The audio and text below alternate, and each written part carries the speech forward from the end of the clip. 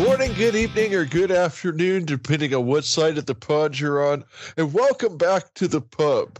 It's across the pitch, across the pub. My name is Phil Kennedy, and I'm joined in the virtual Coley's Lounge, if you will, by my co-hosts, Darren Woodhead and Tony Robinson here.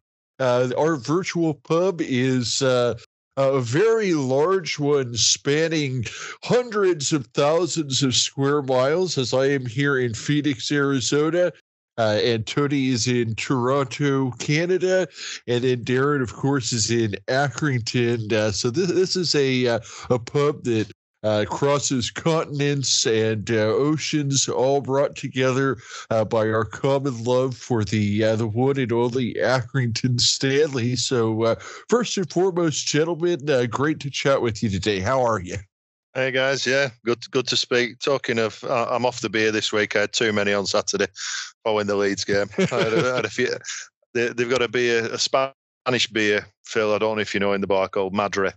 It's 5%, and I had a few pints of that. It's good stuff.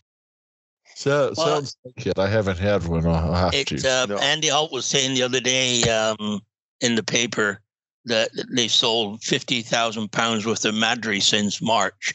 And I think probably, Darren, you might have helped out on the weekend. Yeah, I made a good contribution on Saturday. Well, I'll tell you one thing. Over here it is now, in where I am. It's too cold to drink beer. In fact, it's cold enough. And this is the old. You remember this, Phil? The old Johnny Carson, when he said it's really cold, and the audience would yell back, "How cold is it?" Well, it's cold enough to freeze the brass balls or salad. I wonder, is it cold enough where if you were to go outside and pour a beer and let it sit long enough that it would freeze in the glass? Well, it's cold enough to freeze the balls off a brass monkey, Phil. That's how cold it is. Yeah, that's a. I mean, I know the Beastie Boys, but well, it's going down to minus 26 on Friday night. That's without the wind chill. So it's it's hot toddy time. But anyway, let's warm things up by talking about what's gone on the last little while. So whenever you're ready, Phil. We'll be watching that meter go around, Tony. I could just imagine you with central heating and putting an extra few jumpers on instead of putting that heating on. I'm sitting here in my snowmobile suit. Man, I can't. Is it? I don't think my wife says to me. She said, "When you can see your breath inside the house, it's time to put the heat on." Come on, so Tony, get your hand in your pocket. Minus 26, is that Fahrenheit or Celsius? That's Celsius. Okay. I think that's better. I think it's minus 40 when it's the same temperature. When minus 40 Celsius and minus 40 Fahrenheit, I think are same on the scale. Okay. But anyway, it's too damn cold, Phil. But so what are we gonna talk about first? Well, first let's start off with what was one of the most historic matches in Accrington history. I think that we could all at least agree that it was a historic event. When Leeds came in for the FA Cup match, fourth round proper, which I believe was the fourth time in team history that Accrington has reached that far in the FA Cup. And Darren, since you were there in person, let's start with your account. Right. So, yeah, first of all, historic. Is it historic? I think I got a couple of comments for saying it's historic, and maybe it's not. It's the fourth time we've got to the fourth round. Fourth round seems to be a bit of a ceiling for teams from Accrington, because the old Stanley as well, Peel Park, they got to the fourth round 3 times. So that's as far as it goes. So I think that what I was going for is historic. In the same season, we're in the Papa John's semi-final and the fourth round. So I think that's where the history kicks in for me. Just from, I guess, from a financial point of view, the matches that sort of defined the new Accrington Stanley from 1968 where there was events where funds came in and helped kick off and start a new era. How does this one sit within the last since the 1968 team started up again? Yeah, I think financially it was huge, wasn't it? I mean, everything was in its favour. Fourth round, obviously, all the games are staggered over the weekend. It had the prime slot on Saturday lunchtime.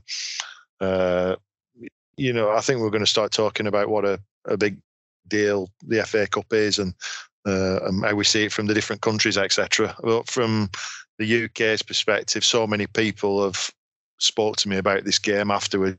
People who are fans of other team, or people who live in the area who just watching it because it's on TV. It generated a huge amount of interest. I think the big thing is too is the differences of television coverage between the UK and the US, and I'm still pissed because I couldn't get the video over here in Canada.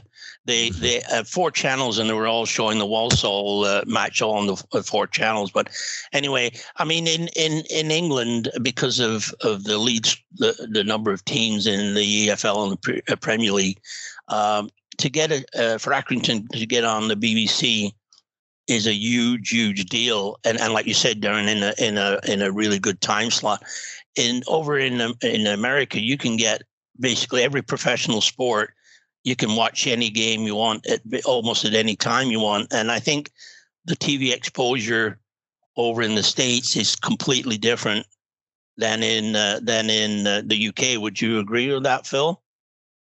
Well, yes, because I mean, so with what they have is called ESPN Plus, and so what ESPN Plus is so ESPN is one of the major sports networks here in the U.S. And then so ESPN, they have several what are called cable television channels over here. Obviously, just the ESPN flagship network. ESPN2, ESPN News. So, I mean, those are channels that would come up on your regular TV if you bought your cable package or whatnot.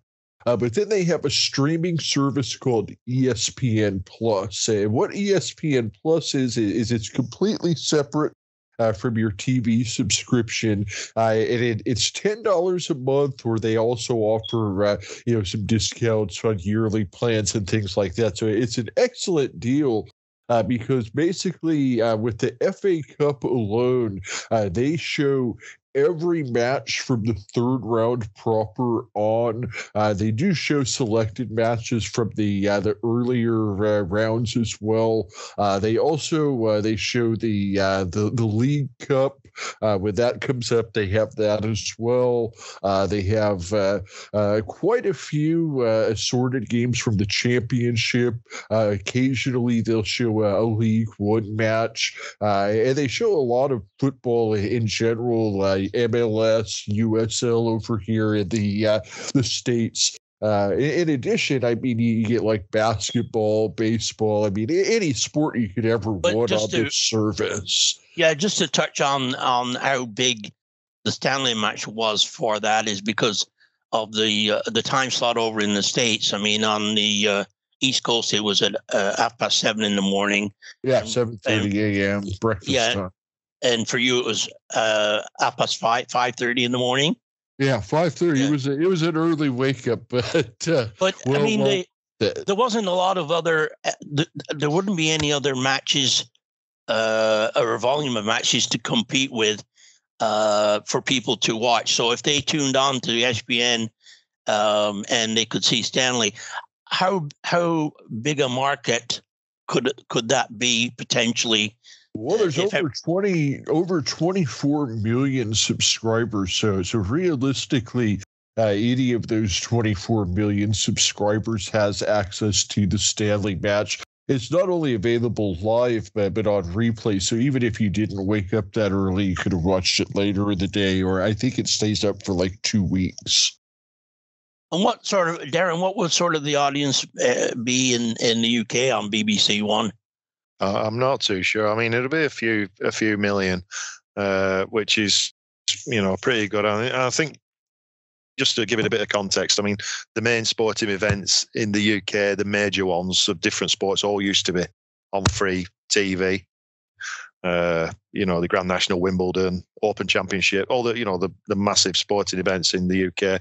And I think the FA Cup, bit by bit, they've all been moving over to satellite TV. And the FA Cup, because it's still on BBC and it's free TV, it just gives that opportunity to people who aren't paying for the sport.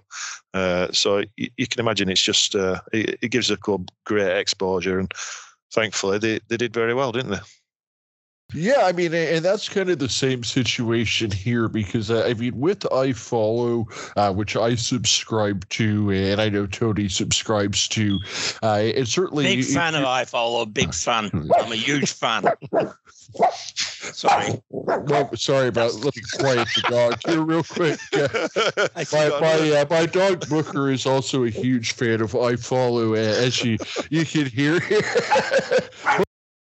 I think the performance from what I saw some highlights, and on iFollow I was able to listen to Dan on to his play-by-play, and you knowing the stadium the way I do, and having been there and everything, I could get a picture in my mind as to the crowd and the atmosphere. You could hear it coming through the singing and that, but it sounded for like a good part of the match that Stanley did a really good account of themselves. Yeah, I think I was just thinking about that earlier, and it was one of the rare occasions where there's absolutely no pressure, we've pressure all the time, haven't we, to get 3 points, stay in the league, get through to the next round. It just seems like constantly, God knows what it's like for Corley, but just even for fans, you're just wanting to get that 3 points for safety. And it just felt completely different on Saturday for me personally. I just felt, well, this is a bit of fun. Go and enjoy yourselves, the team, do your best. You're up against it. And I think they did that. For me, all the pressure is on Leeds in that match, and the mailman is gone. I know that's pretty cliche, but it was the mailman. But so yeah, one of the things that you were mentioning is with the BBC and the match being on free TV in the UK, and with the United States, there was also kind of a similar opportunity, although it wasn't completely free. Now, obviously, I watch all the Accrington Stanley matches on iFollow, and I have a monthly subscription that runs about $35 a month, which is an excellent deal if you're an Accrington Stanley fan that watches every single match like I do. If you're somebody that's just wanting to check out Accrington Stanley for the first time, maybe you don't want to make that commitment on an iFollow subscription. With ESPN Plus, like I mentioned, it's $10 for a month subscription, or they offer free trials usually. Plus, you get all of these other sports. So it's just a great chance where if you want to have an inexpensive or possibly even free opportunity to watch Accrington Stanley, this is it. I mean, for instance, this is a chance for my mom to watch an Accrington Stanley game she doesn't normally get a chance to.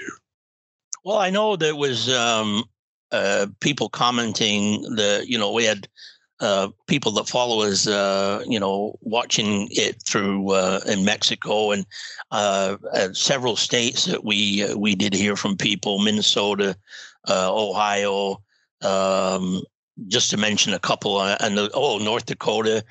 We have quite a few of the people were able to watch it, and I think if you were, especially some of the expats that would make the effort to get up and watch it early, because you just don't get that opportunity to watch Stanley on the mainstream TV. And I I got to say ESPN is a mainstream because of the number of people that watch it. But absolutely. And the other thing that made it well worth waking up at 5:30 in the morning for me is that as fantastic as iFollow is, it's generally going to be a single camera feed. It's not the highest quality.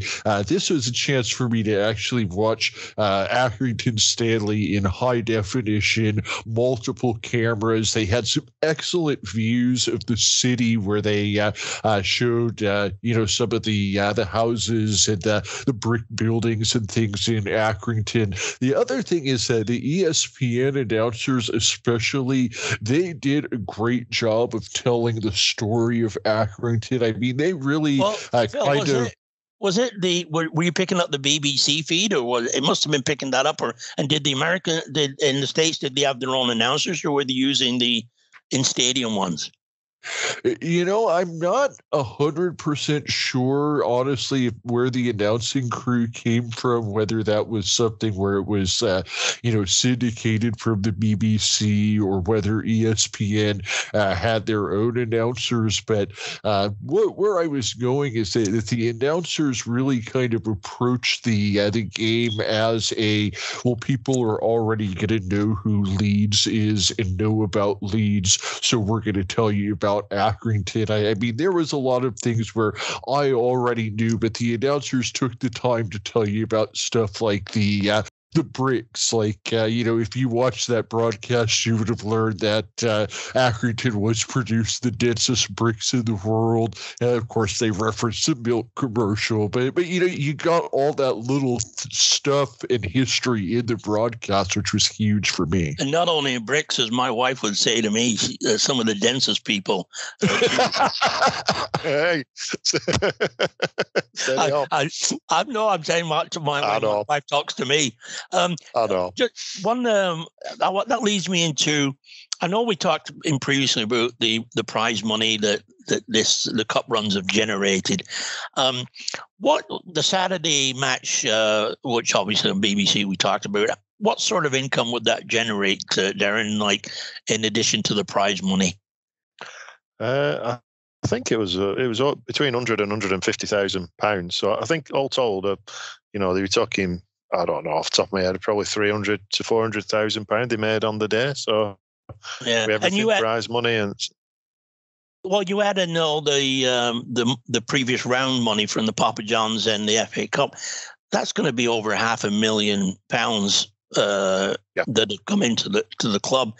And I know there was an article that Andy Holt, he was interviewed by the Leeds press prior to the match, and they said he was saying about with a budget of $3.5 million, the day would bring in about 10% of that annual turnover. But if you add in the previous rounds, I mean, it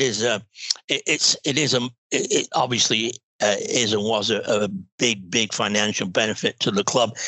And I think this is a good transition into the transfer market, because I think there was probably, and I would say I was one of them, that there was that sort of anticipation that now there was money, they could go ahead and buy some players to bring in the window.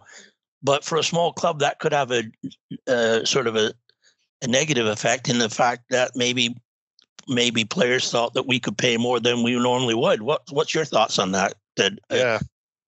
Yeah. I mean, we had a little bit of this conversation last night, didn't we? We were talking on transfer window, and everyone's excited and rumours flying around, and it didn't really come to fruition with any big signings, did it? I don't know if Coley tried and didn't get any, or he had no intentions of. We'll never know that, will we? But we've got what we've got this transfer window. We've got 3 young guys. Obviously, Mr. Presley, who you've interviewed already.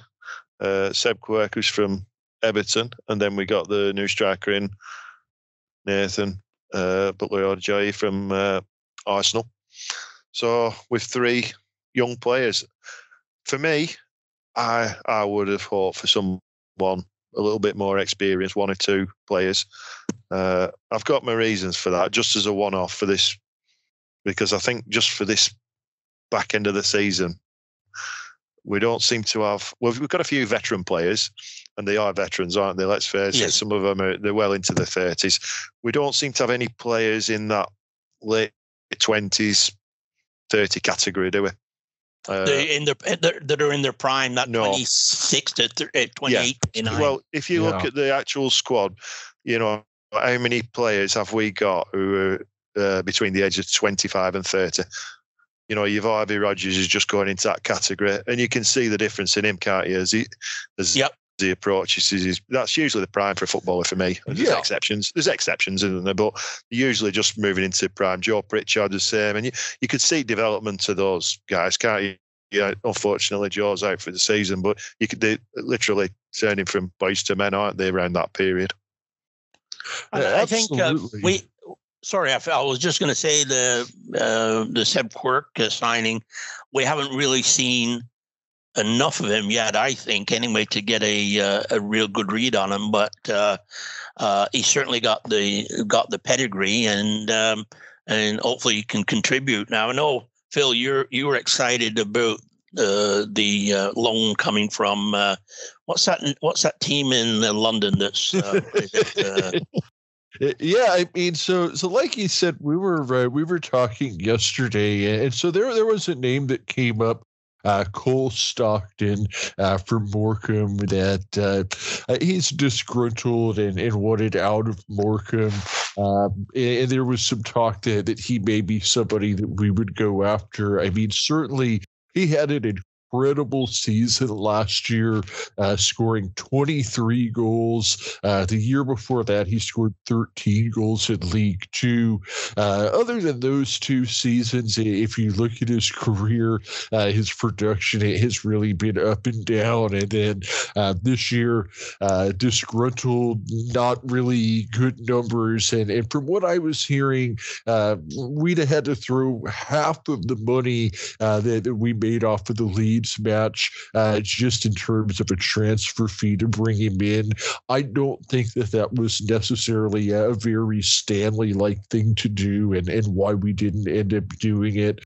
And I think that something like bringing in a Nathan Butler or a Deji, I believe is how it's pronounced, from Arsenal. He is. This is a Stanley type thing to do, and what excites me is I've always liked the idea of having a big target man type striker and pairing him with a smaller, faster striker. And between Presley and Nathan, we have that now, and I think that those two up front could really potentially be the strike force that we need. Are they unproven? Yes. Are they young? Yes. But they also both come with a Premier League pedigree. Yep, and I think also, just to contradict myself, which I often do, I'm told. I remember the first season we got into League Two. We were in a similar situation where, it looked like we could drop out after first attempt to being in the league. And we signed two players at that time, a guy called Godwin Antwi and a goalkeeper called David Martin, both very young from Liverpool, and they absolutely transformed our season. So you just don't know with young players, and I suppose we won't know till after we've seen them and see how they can perform. But yeah, just going back to my point about the age group, you've got Sean and Seamus, who are well into their 30s, both had injury problems. Knotts has been injured all season. Sean Worley has been exceptional for his age. He's like a 27-year-old rather than a 35-year-old, isn't he? Yep. But then you have a lot of young players, and I just wonder how some of them are going to cope or go on with the a relegation battle when it comes to it. I hope most of them come through, because there's no doubt there's a lot of them got a lot of talent, isn't there? Toby, Mitch Clark, Tommy Lee, Liam Coyle, they've all got bright futures, haven't they? But there's a lot of them all at the same age group. So for me, if we can keep at least two of those four experienced players on the pitch every game and keep them fit, maybe get three of those, I think that'll stand us in good stead. Yeah, and Dan Martin's another one that's come through, and there's others. There's a few, and. I was just thinking, when you mentioned, and I think there might be some people think the window is a disappointment because of the fact we didn't get somebody like a Cole Stockton. But I mean, the one thing we know for sure is they're not going to overspend to get somebody in in that age bracket that you mentioned, and I think he coming in would have satisfied tons of people. But if it's you're not, and Andy Alton and John Coleman aren't going to overspend, as I said, to get him. But I mean, it's all a question of right now is where what lineup are they going to put out, and is the new fella Nathan going to be a starter? I'm not convinced that he's just going to jump in and become a starter right off the bat. I mean, I have high hopes for him based on a few things. One is in the Papa John's Trophy this year, he did score 4 goals in 4 matches. So, I mean, he's proven in a short time period to be able to score goals at games. Yeah, but Phil, take your gunner's hat off and look at it just from sort of not being an Arsenal fan. Would you say the same thing, or are you sort of going to continue with that sort of because you have that high expectations? Well, I mean, I think that any Premier League academy striker that comes in, I'm going to be excited about because that's going to be a pedigree there. But I think that there's a lot of things that I've looked at with this guy that particularly excite me. I mean, one, he's 20 years old now. He's been with the Arsenal Academy since he was 9. So he has 11 years experience in the Arsenal Academy. I'm 41 years old and I've never spent 11 years in a row at the same job before. So I mean that alone, I mean that's quite a bit of experience that he has there. Obviously, that's at a youth level. But the other thing that I look at is in the Premier League under 23 division where he's been playing. He's been playing 90 minutes a game regularly. So he's a guy that's going to step in and already be fully fit and ready to play 90 minutes, which is something we don't have a lot of at the striker position. Darren, how would you see the lineup? You think he's going to stick with the 3-5-2 or because of what he brought in? I see Arsenal or Nathan coming off the bench personally. I think he'll want some time. No, even if he's fit, I think he'll want him to embed him into the Stanley way, I think, and the training, and that's my perspective anyway. I don't know. He might decide to go 2 up top. I hope he does, because it's a long time since we've had 2 strikers flying, isn't it? I know Colby and Dion, they had a good, decent partnership, didn't they? And I think that's probably the last time we saw 2 strikers playing together, isn't it? Well, and playing well consistently. Yes, game in, game out threat. Yeah. I mean, you could see if he can start the 2 strikers up front, then you could find a different position for Sean Wally. On the sort of as a wing back, if you will, and. Is he going to put in Seb Quirk? Is he going to start on a regular basis? It's going to be interesting to see. And again, another segue into what this match coming up on Saturday. We've against Lincoln. I mean, everything's been focused on the Leeds match and the transfer window. No match on Tuesday, so they can get some training under their belt. But this match coming up Saturday it could be as big as in the season for Accrington as the one on Leeds. It's massive.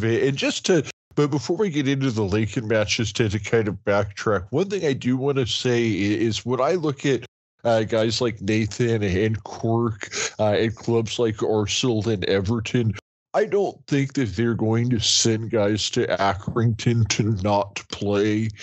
So I do think that we're going to see both of those guys playing in a regular starting lineup. I do very much look to see the two strikers playing together up front. I think that with Presley and Nathan, you definitely are looking to have two guys with skill sets that would complement each other. I definitely think that quirk is going to be important. And one thing to mention about Nathan is although he has mostly played at the center forward position this season, and that's where they're looking to play him at Accrington. Earlier in his career, especially, he does actually have experience playing all three forward positions. So he's another guy that we could see at the winger. Oh, is Saturday? Is it a must-win? Yes. Yeah, we're at home. We're against another team that has 6 wins. We're against a team that we've shown we can beat. We need to do it again. Yeah, and I think looking at it a few weeks ago, I'd have probably said there was going to be 8 teams in this relegation battle. And I think the way Lincoln have been performing, they haven't won in the last 5. I think they're the 9th one who are being dragged in, and if we can beat them, they really are dragged into it then. Yeah, I think when you look at them, they've got 4 draws and 1 loss in the last 5. The team that really, and this is maybe one of the reasons why Morecambe didn't want to let Stockton go, is that they've won 4 out of the last 5. Now, Accrington's got 3 games in hand on MK Dons, and 2 behind Morecambe and Cheltenham. But it's all nice and saying that, but again, it's the old adage: you got to get some points from those games in hand. And they've got some. Look at if you look at February, it's a busy month with 7 matches in total, 4 at home, including the Papa John's semi-final with Bolton. Darren, would you anticipate that match being as the same atmosphere as the Leeds FA Cup match? Yeah, I would have thought so. Bolton and bringing big numbers. You can't. The FA Cup's different, isn't it? There's the money and the prestige of it, of all, the whole competition in general. But this, for the true football fans of probably Accrington Stanley and Bolton, to get a trip to Wembley for a team you support week in, week out, the stakes don't come much higher than that, do they? No, and as you say, the crowd, there was an excellent turnout, obviously a sellout on the weekend. Hopefully the Bolton match would be a sellout and get as many home fans as they would bring from Bolton. Yeah. But it's on TV again, but it's only on satellite TV, so may not affect the gate as much. So, what? Yeah. What the most exciting thing to me about the Papa John's trophy is every year is I look at it as the one trophy that we have the best chance to lift. And of course, the trip to Wembley, like you mentioned, both of those things would just be massive for the standing at the club. Imagine winning a Papa John's trophy. That's something that, it's going to get Accrington Stanley's name on Sky Sports for a week and whatnot. Yeah, which is more. I haven't even Darren. Contemplated the winning of it, to be quite honest. I think it's just to get the day out there, just to get there in the first place. I suppose once you did get there, and there'd be no reason why you're playing the team in your own division, aren't you? So there's no reason why you can't think you've got a chance. But just to get there, and it's just my dream.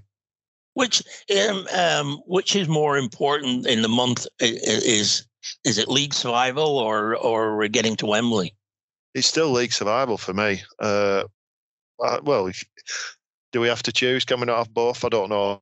Hopefully we'll get both. But if I had to choose, I'm still going for being in League One. But really, let's hope for both. You never know. Yeah, there's no reason. Sorry. Well, I was just going to say, at this point, if we won, it's only 1 extra game, so it's not one of those things like you advance to the tournament and you have all these extra games and it's going to hurt your league standing. But I agree. The league is always first and foremost, because the league is going to determine what happens for the next 10 years. Because, it's like we talked about yesterday. Accrington's not a team that is going to go down to League 2 and say, okay, we'll just buy a bunch of players and come back up. It'll be another 10-year fight. Yeah, it could be. You never know, do you? And everything becomes more difficult. The finances, attracting players, just everything, sponsorship, TV, even attracting supporters overseas. Like, we get everything becomes more difficult in League Two, doesn't it? Yeah, and I think we should have a step further away from the championship, a step further away, or a step closer to non-league. I mean, that's the other thing that Andy Holt talks about, is that as long as he's on League One, he can operate on his 2-year plan, because he knows he'll at least be in League Two next year. If he's in League Two, now he can't offer as many 2-year contracts, because there's no guarantee he's not going to be in non-league the year after. Yep. Oh, definitely. Anyway, let's stay positive. We're going to stay up, aren't we? Yeah, I think this month, with some the makeup matches, it's going to be every Saturday and Tuesday, and I know a lot of players like that, because and John Coleman, likes to get the games in. So I think the big thing is there's going to be lots of opportunity for all those new players that come in and the ones on the bench to get some game time, because of the amount of matches coming up. So I think we're going to have a better outlook at the end of February as to where we sit in the league. I think, from a team play point of view, if they can play like they did for large portions of the match against Leeds, if they can maintain that confidence and take the game to the other teams, I think they've got a really solid chance of. I'm very optimistic. I'm cautiously optimistic, but I'm looking at it. I'm positive. My glass is half full. Yeah, we've got to win our own games, haven't we? I mean, let's be realistic. We haven't been too good away from home, have we? And I think we've only scored eight goals in all games. In whatever it is, 12, 13 games away from home. So, we've got to win at home where the atmosphere is good and crowd on our side, and make the most of it. Make it. Yeah, you got to take the game to Lincoln, because if you look at the goals scored, we're both on 24 goals scored, and they're not in good form. They've given up less goals than we have, but. I just think it's a match that they've got to be the aggressor and just take it to them and come out with a positive result, because you get 3 points on Saturday, and I think that could really sort of turn things around. And I think for the turning point, I think we've made that, but I think this will just sort of send a message to everybody that Stanley's in this to stay in the league.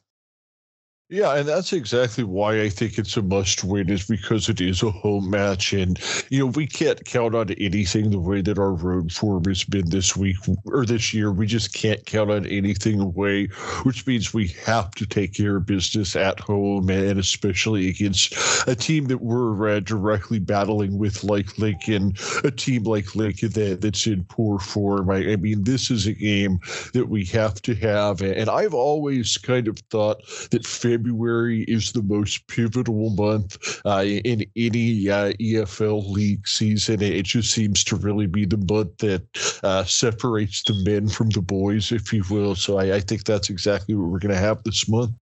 I thought it'd be a good time just to sort of update people on what's coming up on the our podcast. We've got Ethan Hamilton coming up on the 2nd of February. On the 9th, we have Peter Latham who sets up all the player interviews, and we're looking forward to having a good chat with Peter. And then the week later, on the 16th, we've got Liam Coyle, and we're still working apparently on trying to get Tommy Lee on, and hopefully we can do that in the month of February. But just also to let people know that Phil's done a tremendous job on the work on the website, and added a new feature on there where you can do a quick search of the recent podcasts that are available. So go on to www.crossthepitch.com, check out the website, and we're I think we're listed 6 seasons, and I think what we've talked about is the seasons are going to coincide with the actual league season of the club. So league season 6 will continue until the end of the season, and then we'll open up next season, our season 7. So, and that sounds a lot. We've obviously got a lot of shows under the belt, but some good episodes coming up, guys. Yeah, we'll be headed for the 300s as well at some point, won't we? Yeah, we just put out numbered episode 271. We do actually have close to 330 total releases, including bonus episodes and multi-parters. But yeah, we expect to hit numbered episode 300 this year. And Tony, I just wanted to thank you for all the great job that you're doing at social media, especially with the Accrington Stanley Supporters Club of North America pages. If you haven't followed those, as well as Across the Pitch on Facebook and Twitter. Tony puts out lots of great information, updates all of the match reports, puts out lineups, articles on team news. So you can really catch up with everything Accrington Stanley there. Yeah, we've just hit over 1,000 followers on Twitter, so and getting more each day. So if you know somebody that's just not following us, tell us to give us a follow, and we'll keep spreading the word. Brilliant stuff. Darren, did you have anything else today? No, I'm all good. All fired up for Saturday. Can't wait now. Really looking forward to the game. It's the most exciting time of the season.